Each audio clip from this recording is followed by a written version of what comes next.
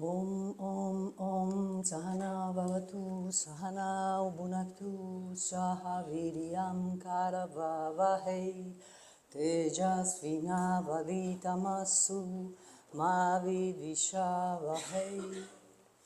Om Shanti Shanti Shanti. Om Pas Pas Pas. Om Namah Shivaya. Buenos días. Las personas del retiro de pensamiento positivo, vamos a pasar al otro tema.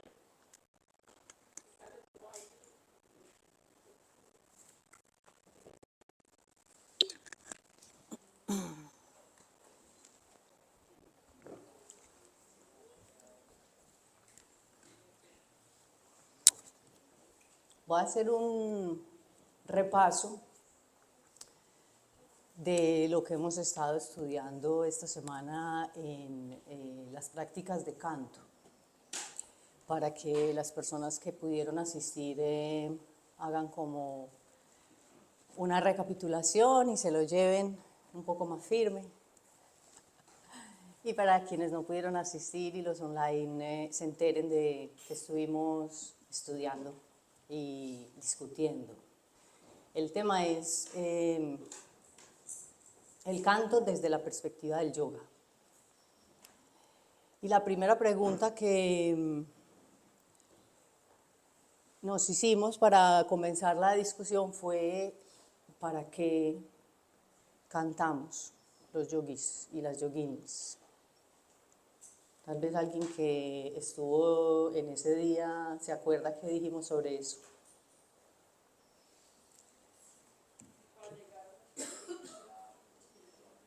Para llegar a una experiencia espiritual, sí, claro. Y se acuerdan que hablamos de otros propósitos, no solo el propósito yógico, sino que podía haber otros propósitos también con el canto. ¿Quién se acuerda qué otros propósitos podría haber?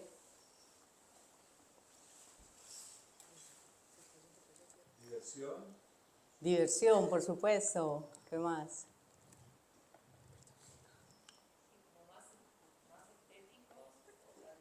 Artísticos, estéticos. También hablamos de ganar platicas, ¿cierto? Los que cantan profesionalmente, o habrá algunos que lo que quieren es ser alabados, hacerse famosas, famosos, vivir la experiencia esa del escenario. Un montón de propósitos samsáricos. ¿Se acuerdan de la palabra samsara?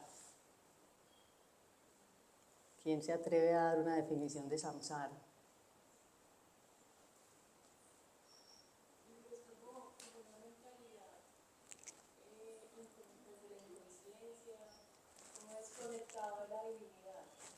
Sí, esa podría ser una definición.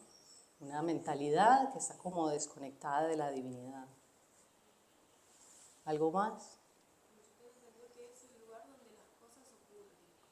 El lugar donde las cosas ocurren.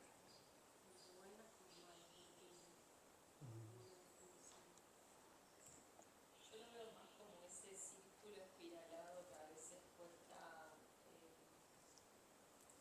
como salir de ciertos patrones que se repiten, que son aprendizajes, entonces de alguna forma es eso, como que nos pone el mal pero como que nos invita también a salir de ese virus. Sí, como yo lo entiendo, el samsara es un estado mental. Y cuando dices la palabra lugar, creo que hay que tener cuidado con esa palabra porque no se imagina como un lugar físico. Pues se podría imaginar un lugar físico y creo que no, entiendo que no es un lugar físico, sino que realmente se trata del estado en el que nos encontramos mentalmente, que nos hace sufrir. Ese es el samsara.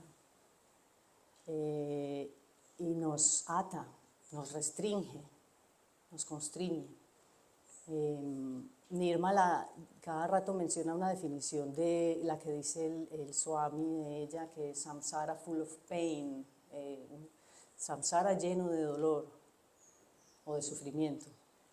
Y yo encontré una definición que me encantó en el Srimad Bhagavatam, dicen el salvaje universo de las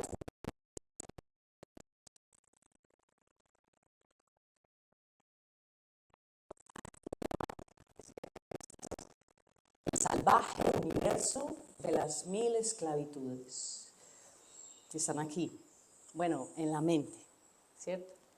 Entonces, para resumir, el propósito del canto desde la perspectiva del yoga es liberarnos de ese universo salvaje, salir de allí, o sea, cambiar de estado mental, transformar el estado mental que nos hace sufrir.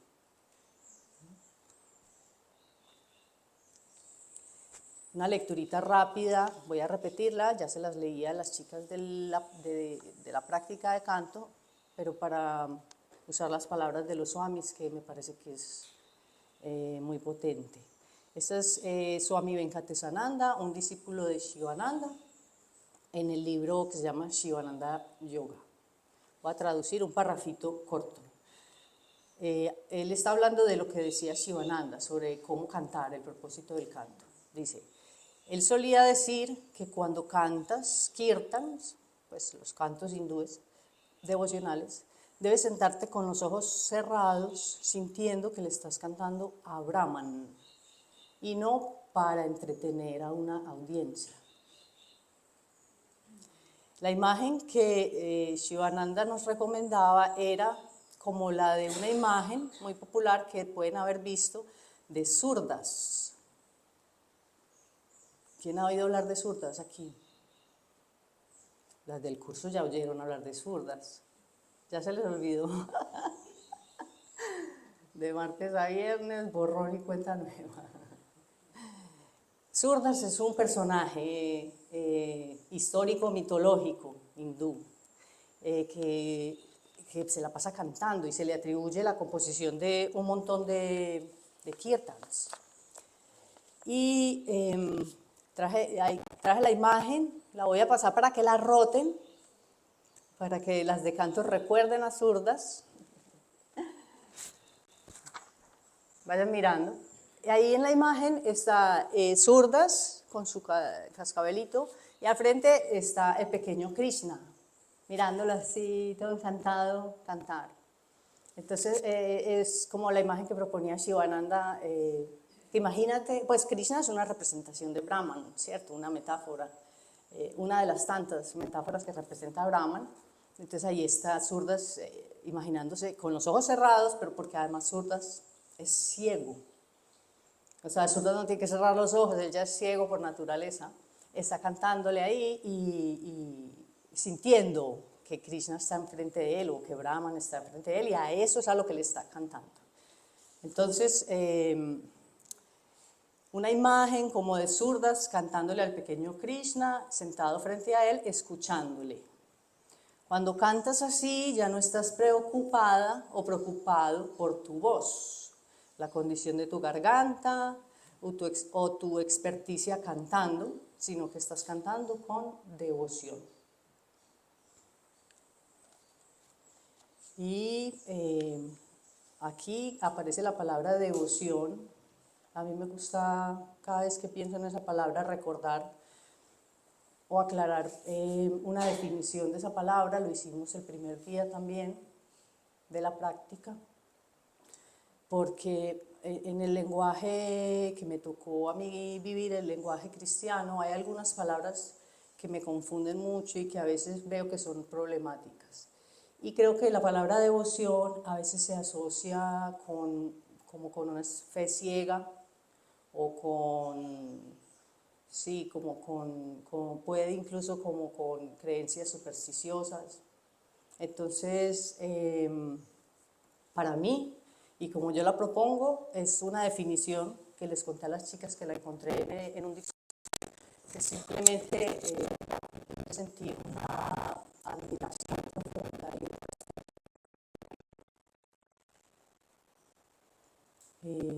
Entonces, bueno, esa es la palabra de devoción que yo utilizo, y de aquí en adelante puede que suene mucho, porque entonces como el propósito del canto desde la perspectiva del yoga es salir del samsara, y se hace a través de cultivar una actitud que es devocional.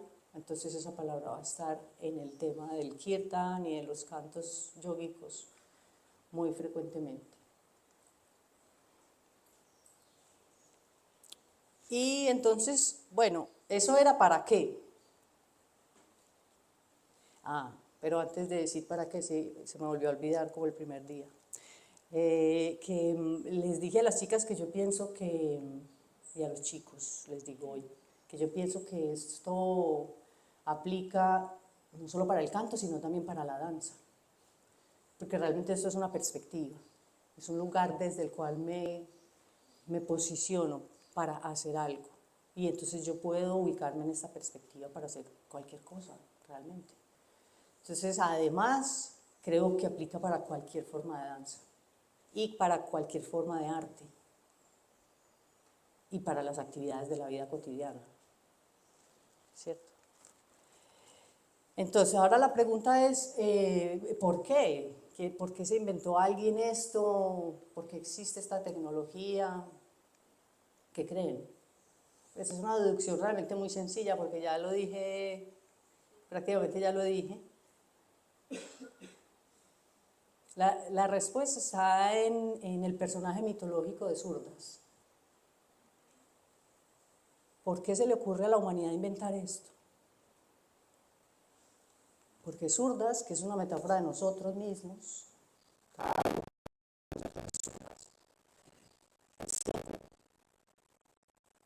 estamos ciegos ante la realidad. Entonces, lo que queremos es abrir los ojos, despertar, darnos cuenta.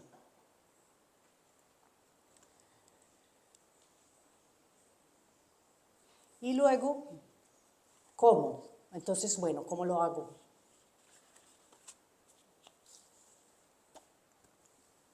Hay técnica, tanto meditativa como pues técnica vocal. Aunque la técnica vocal uno podría decir que es un añadido, pues cierto, es para el que le interese cantar más bonito, pues o algo así, no sé, o porque quiera pues como trabajar la zona de su garganta, el quinto chakra, ¿cierto? Porque de todas maneras recuerden que para llegar a Brahman, primero la salud. Entonces, en yoga lo decimos también, primero la salud y después la realidad absoluta. Entonces, la técnica vocal también nos ayuda para cultivar la salud, ¿cierto? Que no sea que estamos cantando ya ahí todos tensos y de repente tremenda devoción, pero estamos acabando con nuestra garganta, igual que en Hatha Yoga, ¿cierto? Es importante aprender a relajarse, alinear bien el cuerpo, hacer las posturas con una forma anatómicamente respetuosa, ahimsa, todas esas cosas. Eso es parte de la técnica corporal en Hatha Yoga y en técnica vocal también. Hay como unas directrices que nos ayudan pues como a cantar, digamos, mejor o más hacia un propósito de cultivar, mantener nuestra salud. Pero antes de hablar entonces de la técnica o de las técnicas, porque son como un conjunto de directrices, yo pienso que hay algo muy importante y que también es parte de la técnica, pero es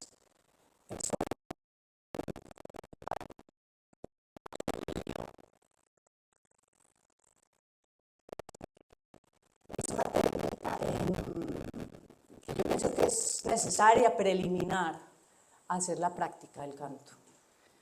Y tiene que ver con identificar los obstáculos de por qué no cantamos o por qué no hemos cantado hasta ahora, nunca. Puede haber muchos motivos por los cuales en nuestra historia personal nosotros nunca nos acercamos al canto o a la danza o al arte. Entonces, ¿a quién se le ocurre cuáles pueden ser esos obstáculos? Miedo al que dirán. El que dirán. ¿Qué más? O miedo a escucharte a ti mismo. Miedo de Pues escucharte. La gente le tiene mucho miedo a su propia voz. Sí. ¿Y por qué será ese miedo? miedo a darme cuenta tal vez que no me gusta lo que veo, lo que oigo, o miedo a darme cuenta que no tengo experticia, ¿cierto? Es como pensar que tenía que haber nacido pues sabiendo cantar, no sé. La mente hace unas cosas muy charritas. Entre eso, miedo y el que dirán, puede haber muchos, lo que yo llamo los condicionamientos socioculturales y familiares. Los familiares son muy importantes, son muy fuertes, pero los socioculturales también. De todo tipo. Y donde uno menos piensa está instalada una idea de que es que yo no puedo cantar o que yo no debo cantar. Y yo les digo, exactamente, que solo canta el que ha estudiado un montón, ya tienen certificado, papelito, ahí también hay papelitos. Somos la cultura del papelito. Yo les conté la anécdota en el primer día, o creo que fue ya el segundo día, en otra clase. De repente una chica como que hizo así como que, o sea que todos podemos cantar.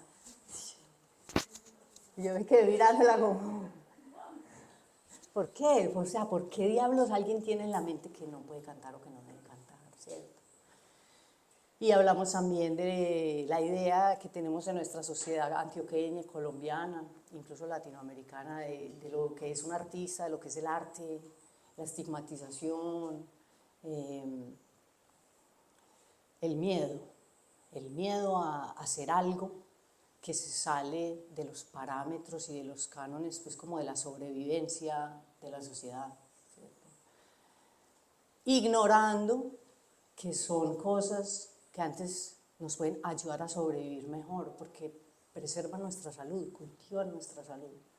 Y en el mejor de los casos, pues nos ayudan a trascender la percepción dual que tenemos de la realidad. Esa es una forma de nombrarlo también, a mí me encanta. Iluminarnos, salir del samsara, unirnos con Dios, trascender la percepción dual que tenemos de la realidad. Esa forma de nombrarlo es como más filosófica, para los que tengan una mente. ¿Qué significa cuando alguien nace con bella voz sabiendo cantar? ¿Es algo que trae de otras vidas? Según este sistema de ideas, sí, es una herencia que puede ser tanto física, biológica, ¿cierto? Por familia. Ustedes no sé si han notado que quienes nacen de madre bailarina, muy jóvenes, ya bailan muy bien. Por ejemplo, tenemos aquí un ejemplo. Porque, pues, o sea, cargan digamos,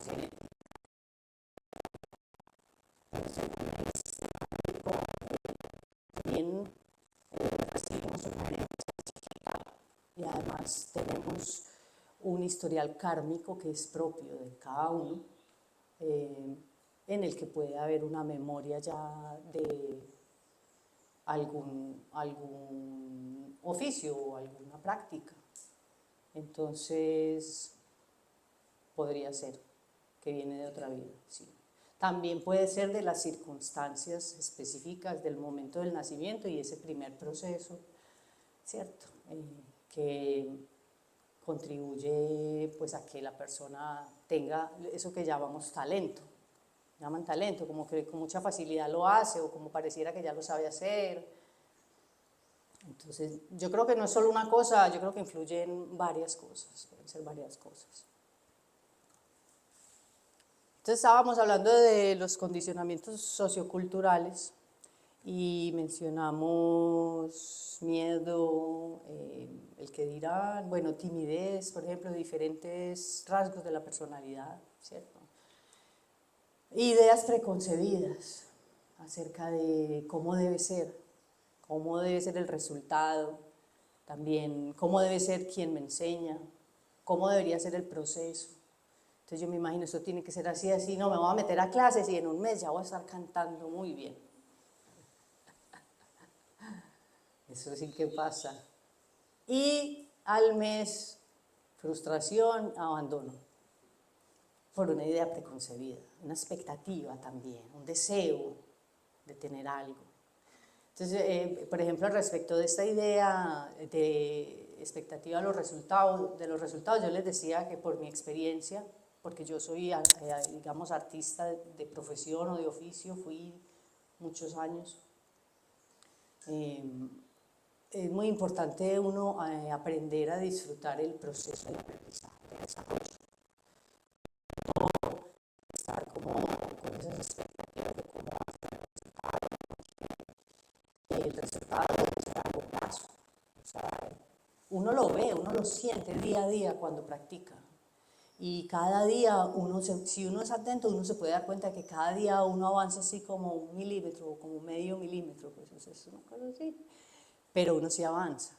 Y entonces, pero el proceso en sí es muy placentero y esa es una de las cosas importantes que tiene el arte, que lo gozamos, es algo que se disfruta. Y me acuerdo del cuento este de Narayana, que encuentra un yogi así, todo ascético, todo disciplinado, todo hasta malhumorado de lo rígido que se había vuelto con su disciplina, y el otro yogi cantando. Los dos con el mismo propósito. Bueno, para resumirlo rápido, porque para poder seguir con el tema, el yogi ascético, así rígido, disciplinado, ¿quién es? Narada. Narada le anuncia que le faltan 3 días para iluminarse y se pone furioso. Y entonces manda todo al carajo y renuncia y vuelve a la vida mundana. Y en cambio el que está cantando le dice, te faltan como yo no sé cuántas miles de vidas. Listo, y tal, sigue, feliz, y inmediatamente se ilumina. Entonces, una cosa que es muy valiosa del arte, es ese disfrute, ese gozo del segundo a segundo, cuando estamos haciendo. Y con eso es muy importante conectarse, porque eso yo creo que tiene que ver o es la forma de conectarse con el presente, con el aquí y el ahora, lo que estoy haciendo ya. ¿Qué jugo le saco yo al presente? ¿Cierto? Yo no sé qué va a pasar después, pero en este momento, es que este mismo momento ya todo lo que hay, la gran riqueza, ¿cierto?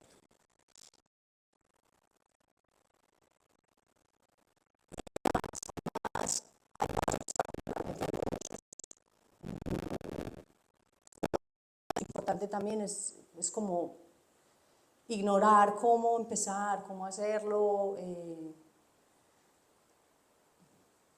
pero para eso sí puedo pues como echar mano de alguien que me dé una primera indicación, mira, como encender el primer fueguito, empieza por aquí, ¿cierto? Haz esto. Y van a ver que si uno da un primer paso, el primero lleva al segundo, el segundo al tercero y eso se va yendo. Y hoy en día, con la cantidad de información que tenemos disponible, no hay excusa, pues, o sea, no hay excusa. De verdad que si quieres cantar, da el primer paso. Lo puedes dar hasta tú sola, tú solo, o sea, intenta. Y eso es una cosa que uno percibe también cuando uno estudia arte, o me imagino que las otras cosas también, es que si uno se va solo, de repente uno va encontrando el conocimiento, no solamente en los libros, hay un conocimiento que es transmitido de maestros, de profesores, hay otro conocimiento que es transmitido de libros, pero hay otro conocimiento que llega con la práctica. O sea, uno se va encontrando con eso, pero hay que practicar, ¿cierto? Hay que ponerse a hacer, hay que ponerse en la cosa. Entonces es que yo no sé cómo se hace eso, no tengo ni idea por dónde empezar. Eso no es una excusa tampoco.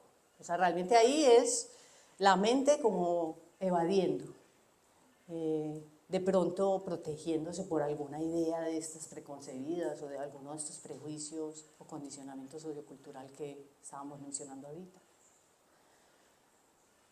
Y bueno, no voy a hablar más de esos obstáculos, son obstáculos mentales, ténganlos presentes, la forma de identificarlos es reflexionando y meditando, observando nuestra mente y ver qué ideas, qué emociones, qué sensaciones hay allí al respecto de ese tema y muy honestamente aceptar lo que estamos viendo. Y si hay algo ahí que nos está esclavizando, nos está limitando, pues encontrar la manera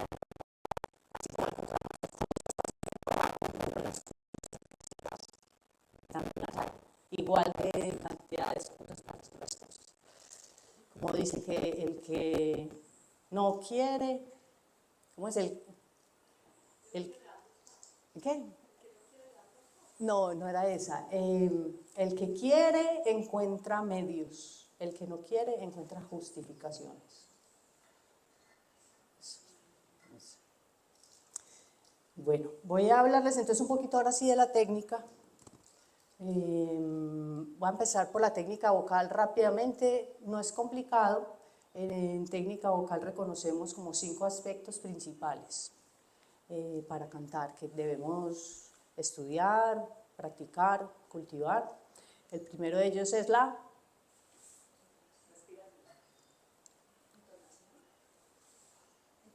entonación o afinación, se le puede decir de las dos maneras. La afinación.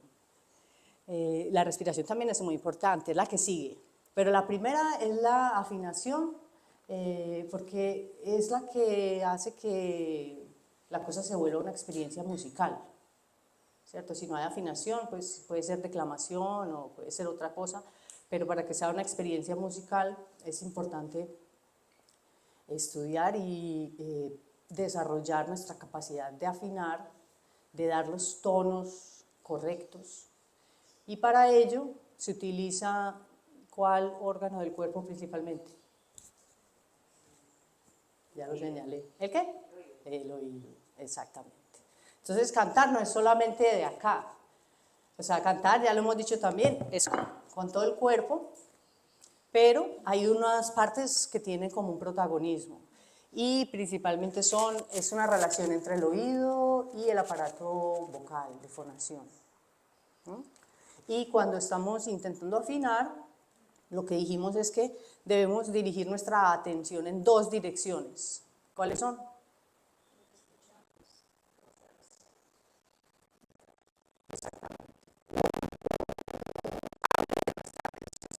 Lo que está sonando afuera, el sonido externo con el que yo me quiero sintonizar o al que yo quiero afinar. Y otra parte de nuestra atención se dirige a escuchar lo que yo emito, o sea, va en 2 direcciones. Y a partir de esa escucha doble yo debo intentar hacer que las frecuencias como que se sincronicen, se encuentren. Y cuando logro eso es que sentimos que la nota como que esa es. Y se oye bonito, se oye bien, se siente musical. Luego está la respiración, por supuesto. La respiración es fundamental. Dijimos que en canto, pues también reconocemos como en yoga como tres momentos o 3 lugares de expansión de nuestro espacio de respiración, pero que el que utilizamos principalmente es la zona intermedia, la franja intercostal. A pesar de que los otros también están ahí, pues como indirectamente expandiéndose y contrayéndose, voluntariamente la zona que más utilizamos es esta franja, esta. Y la expandimos tridimensionalmente, tanto adelante como a los lados como hacia atrás.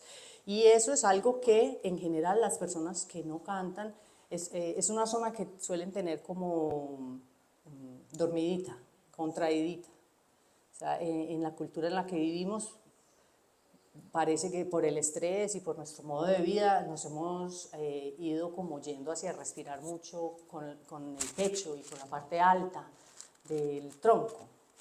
Y esto genera un montón de tensiones en toda la zona del pecho, cervical, hombros. Entonces esa zona para cantar la queremos soltar, relajar y hacer sobre todo énfasis aquí. Y hablamos que había algo muy importante también acerca de la respiración, a ver quién se acuerda qué era. Eso, la válvula, el apoyo y el soporte. Es decir, nuestra capacidad de empujar el aire para que salga y nuestra capacidad de resistir para que no salga doble. Porque necesitamos una cierta cantidad de aire para poder cantar una melodía de principio a fin. Entonces ahí hay como una especie de negociación que uno está haciendo todo el tiempo, de cuánto aire debo dejar salir y cuánto debo resistir para poder lograr cantar lo que quiera cantar. Y yo les contaba a las chicas que pues cuando es canto profesional, la canción o la música que uno vaya a cantar, pues estudia en ese sentido. Uno estudia en qué momentos de esta canción debo respirar. Y los que cantan con partituras hasta lo anotan, ¿cierto? Ahí va la partitura y ahí tienen las comitas anotando aquí respiro, aquí respiro, aquí respiro. Que no se vaya a olvidar porque estás ahí enfrente de 1000 personas y se te olvidó respirar y no te alcanzó por allá.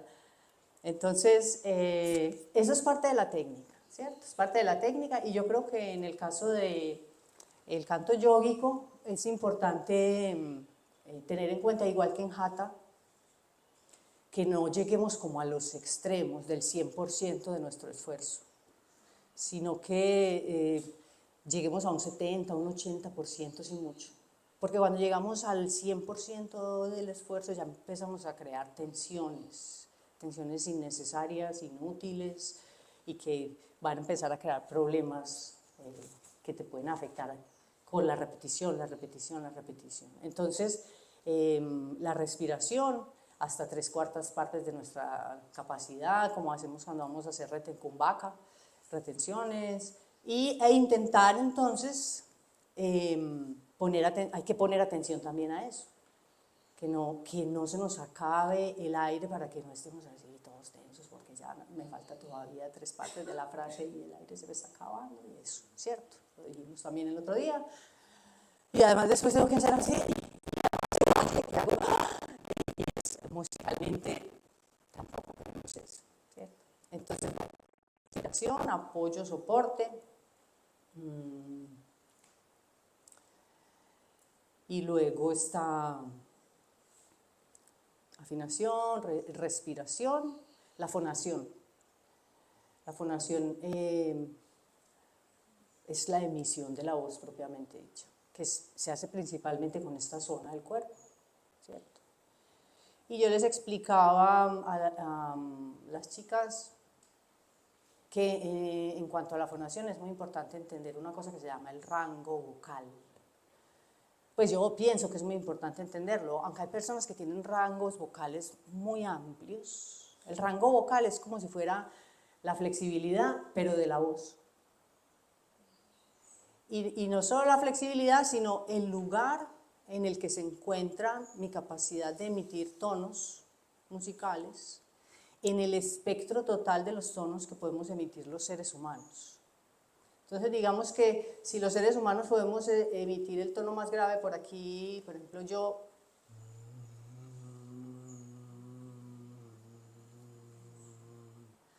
llego como hasta ahí. Y el tono más alto por allá,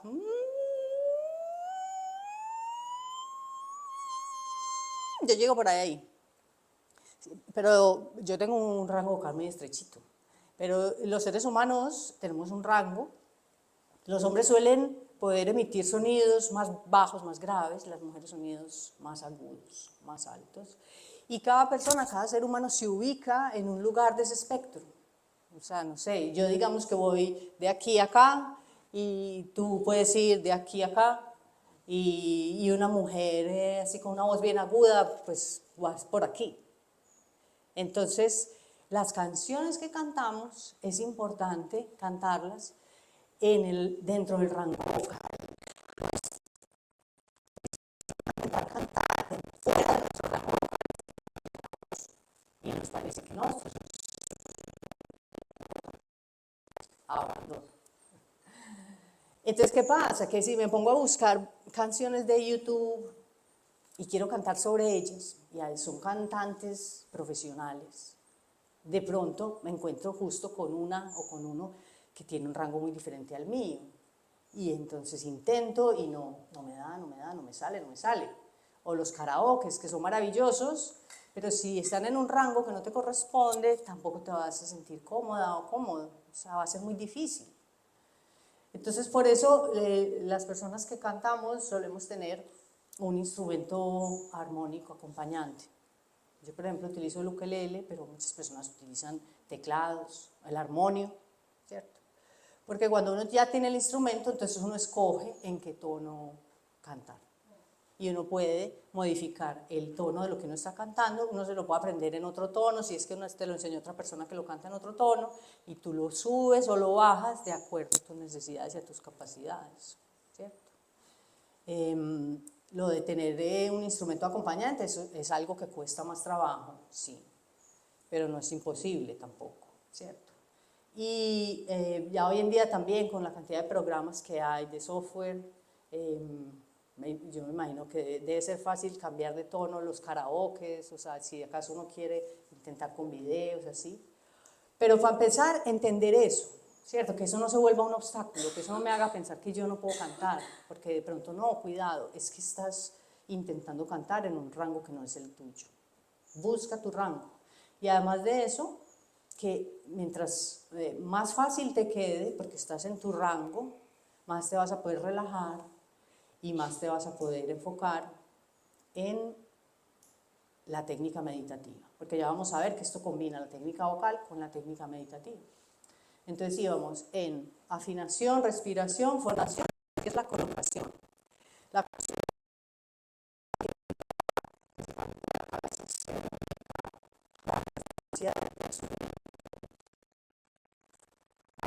el curso podría emitir alguno de los sonidos que intentamos hacer ese día. ¿No se acuerdan? Eso. ¿Tú eres capaz de hacer alguno nasal? Cuando la voz se coloca en la nariz, suena como así, Eso. nasal. Suena como así.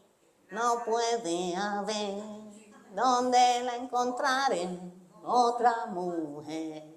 ¿Cómo se llama? ¿Cómo es otra letra? Eso. Ahí se está enviando el aire como, es como detrás de la nariz, un lugar por ahí, no sé exactamente cuál, pero yo siento que es como por ahí detrás de la nariz. El otro ejemplo que les mostré era así. Ay, por la calle abajo viene, ay, la gitana que yo quiero. ¿Ven la diferencia de calidad del sonido? Ahí yo estoy mandando el aire como detrás de mi garganta. Suena como por aquí. Pues yo siento que lo mando ahí, la verdad no estoy segura si sí, pero eso es lo que yo siento. Y ven cómo cambia, ¿cierto? Y el otro ejemplo que me queda fácil es el de Dios te salve María.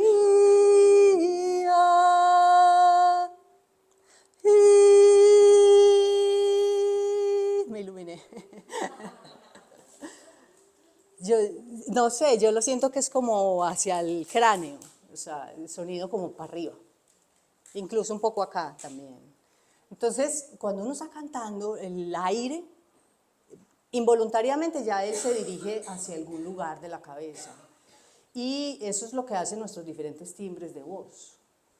Y bueno, ya cuando cantamos, en canto yógico lo dejamos ser como bien pueda ser nuestra voz, que salga la voz que sea, ¿cierto? Pero si quieres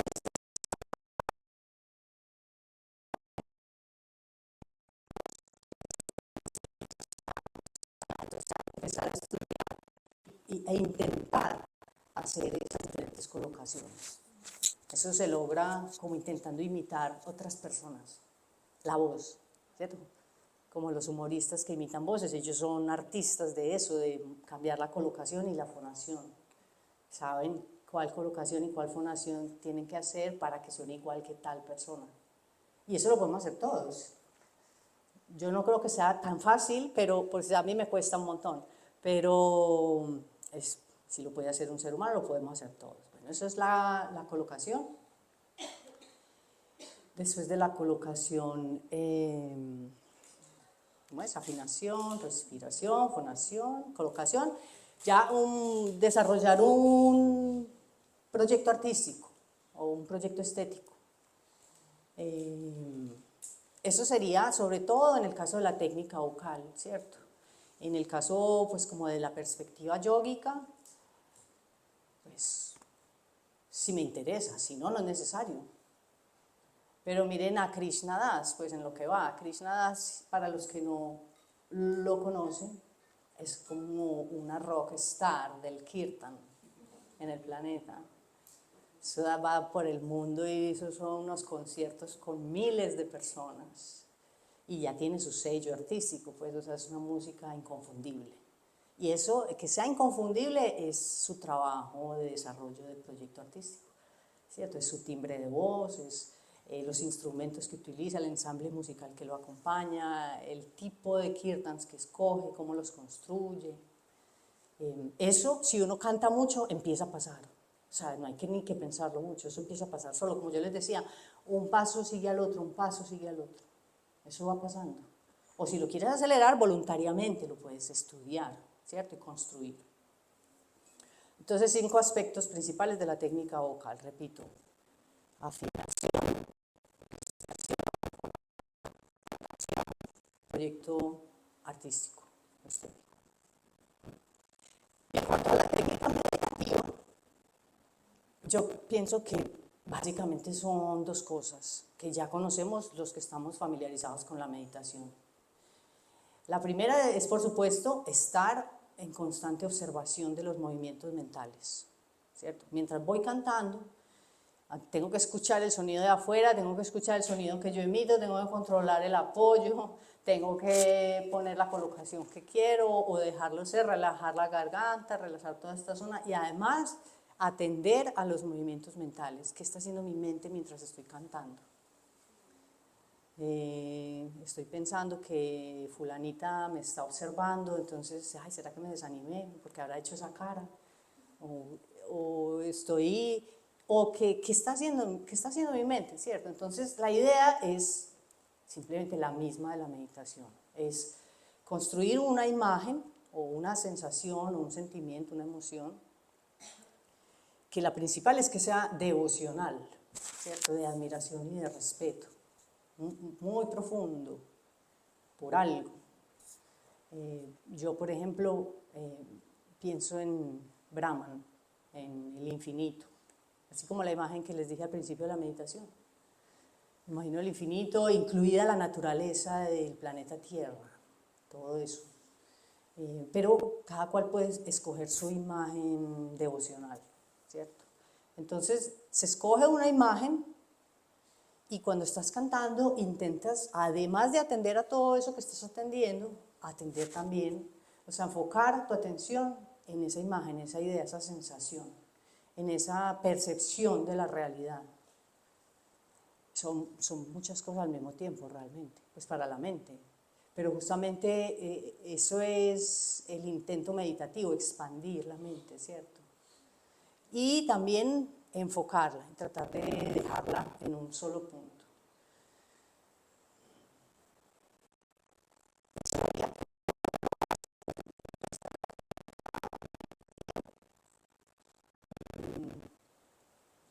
También tengo un texto de Swami Venkatesananda, pero ya son las 7:30. ¿Lo dejamos ahí o qué? Voy a leer el parrafito de Swami Venkatesananda. También es del mismo libro que les dije ahorita. Y es como para entender la postura que estamos intentando construir y cultivar, que es devocional. Entonces él está explicando aquí acerca como de las prácticas devocionales. Entonces dice que las prácticas físicas, que sería por ejemplo venir al altar, arrodillarse, poner una flor, prender una vela, esas son las prácticas físicas, deben evolucionar hacia las prácticas mentales, que pueden ser hacer lo mismo pero sin hacerlo físicamente. O sea, yo puedo ir aquí donde estoy, puedo imaginarme que voy al altar, me arrodillo, pongo la flor, enciendo la vela, o sea, lo puedo hacer mentalmente también. Y también es una forma de hacer ofrenda. Y las prácticas mentales deben evolucionar a las prácticas trascendentales. Él le llama para, como que trasciende, va más allá. Entonces dice, la diferencia entre la práctica mental y la práctica trascendental no es otra cosa que la actitud interior. Otra vez, la actitud interior. Entonces, para saber que esta actitud está presente en ti, debes estar constantemente observándote a ti misma o a ti mismo. Eso es constante meditación. De hecho, desde este punto de vista, uno hace la práctica física para ganar experiencia de lo que es ver a en lo otro, en otra persona, en otra cosa. Y como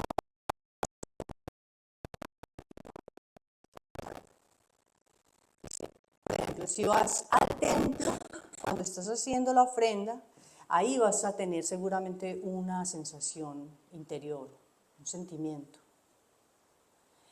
Ese sentimiento de estar en la presencia de Brahman, que te lo pueden dar, por ejemplo, estas metáforas, estas representaciones que hay aquí, es el mismo sentimiento que tienes cuando estás con cualquier otra persona, ¿o no? O sea, ¿ustedes sienten lo mismo si se arrodillan aquí y ponen una flor? Que cuando se encuentran con el vecino molesto de sus propios barrios. O cuando se encuentran con los compañeros, o con una planta, con un árbol, con un animal. Entonces dice, ahí tienes una referencia para evaluar. Si no tienes el mismo sentimiento cuando estás en la presencia de otra o de otro, significa que no estás viendo a Brahman en ese otro o en esa otra. Allí en el templo sentiste la presencia de Brahman, aquí piensas que esta es tu amiga, tu estudiante, tu profesor, tu profesora.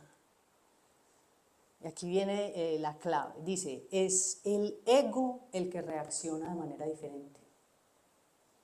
Es el ego. Debes observar eso. Y si no aprendes a observarlo, nunca vas a progresar. Nunca vas a aprender a practicar Bhakti Yoga.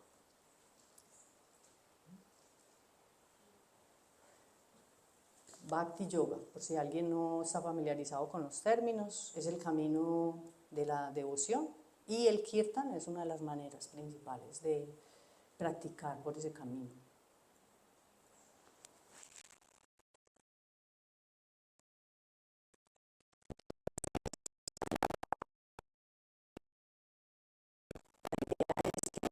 Observemos cómo se siente esa actitud devocional. Y cuando salgamos al mundo por fuera de la práctica, comparemos.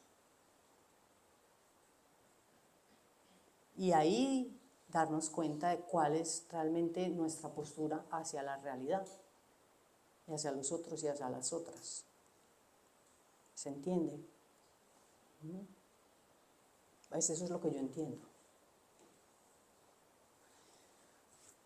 ¿Alguien quiere decir algo, preguntar algo? Estaba pensando con respecto a la devoción, generalmente se practica hacia un ser superior, un Dios. ¿Se puede practicar hacia los humanos, hacia ti mismo? ¿Y qué diferencia tiene? Por supuesto. Se puede practicar hacia cualquier representación, hacia cualquier imagen, hacia cualquier idea, incluido tú mismo. Porque en la definición, digamos definición de Brahman, no, en lo que es Brahman realmente está todo incluido. ¿Recuerdas Satchit Ananda? Ananda es plenitud, es todo, el que lo abarca todo. Entonces tú eres Brahman, eres parte de Brahman. Si quieres adorar a Brahman a partir de tu imagen, también lo puedes hacer. ¿Qué práctica más recomendable para quedarse humilde? Para quedarse humilde. Buena pregunta.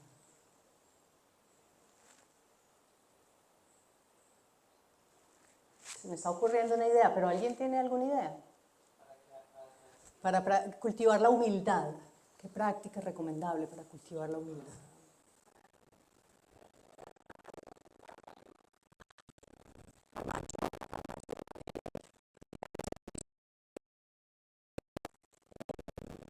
Recuerden que el servicio desinteresado también es un asunto de actitud.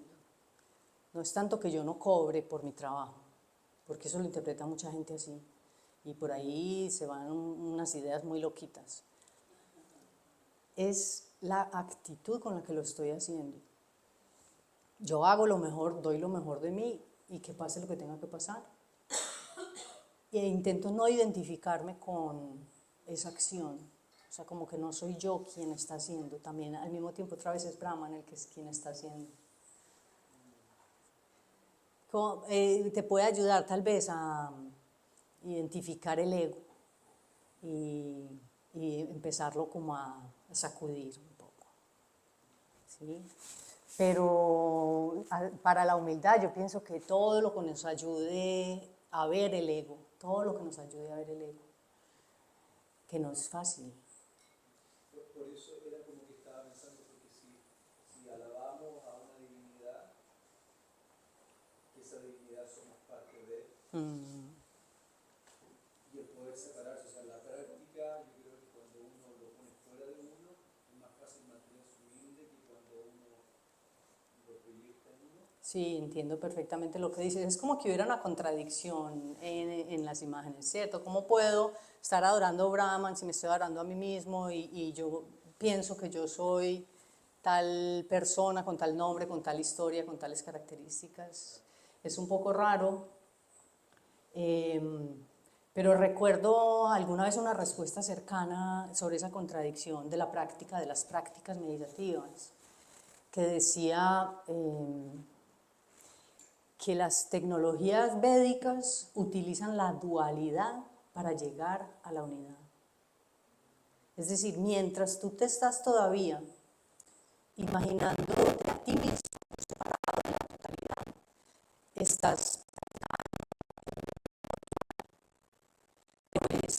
no solamente las tácticas, sino la filosofía también tiene muchas explicaciones que utilizan la dualidad para ir poco a poco acercándose a entender lo que es la unidad.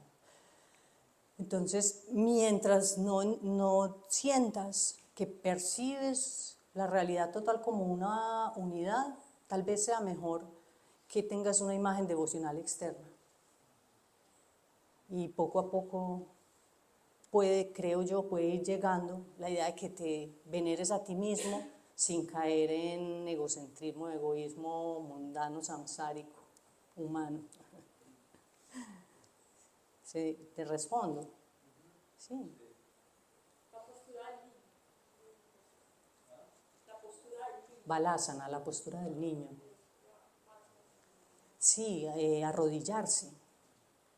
O sea, me haces acordar, o sea, justamente pensar, recordar algo que es que a mí me pasa con la naturaleza. Yo no me tengo que arrodillar, a mí se me doblan las rodillas. O sea, de verdad.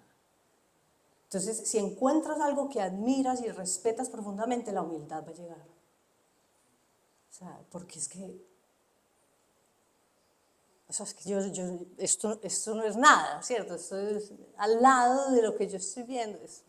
Entonces empieza a surgir, a brotar con la actitud devocional. Pero hay que encontrar qué te inspira eso.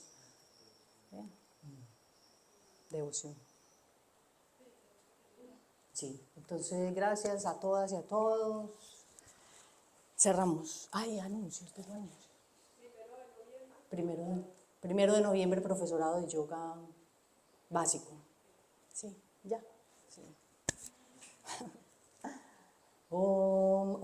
Om Trayambakam Yayamahe Sugandhim Pushivardhanam Urvarukamiva Vandana